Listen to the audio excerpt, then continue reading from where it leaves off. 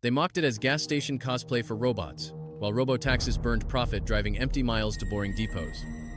George Kalligeros looked at those deadhead miles and decided the real autonomous breakthrough was the pit stop.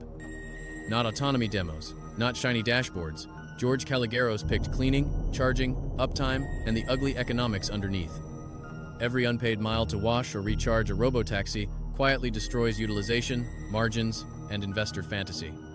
Aseon raised $10 million with 0 signed contracts, chasing a Robotaxi bottleneck using a 6-person team. Mobility investors sneered that Robotaxi depots were too boring, too early, and nowhere near venture-scale software. Operators pushed harder. Waymo and Zoox could just build servicing workflows themselves and crush Aseon later. George kept seeing the same pattern. Elegant mobility products fail when hidden service layers cannot scale. So Aseon shrank the depot into parking space-sized pods that could move closer to demand, faster than permits. Here's the darker bet. Robotaxis may never be profitable unless utilization changes, not just autonomy accuracy. George Kalligeros is betting the category winner will optimize servicing miles before winning another autonomy benchmark. His workaround sounds sneaky: temporary structures, movable pods, faster deployment, and quick retreat from bad locations.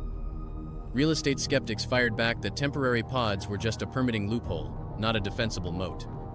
Aseon wants vision language action robots handling routine messes, while ugly edge cases still escalate to central depots. The clue is personal. Bentley, Tesla, then Pushme trained George Kalligeros to obsess over service intervals, not demos. Pushme was niche micromobility plumbing, critics said, but it taught him deployment speed, hardware pain, and city reality. Tier Mobility acquired Pushme in 2020, proving George could ship infrastructure while losing independent control afterward. Under Tier and SoftBank pressure, he learned site selection, rollout stress, and how temporary infrastructure survives chaos. That is why George keeps choosing unglamorous systems where uptime curves matter more than launch day applause. The real enemy is not software failure, it is the remote depot model baking waste into every ride.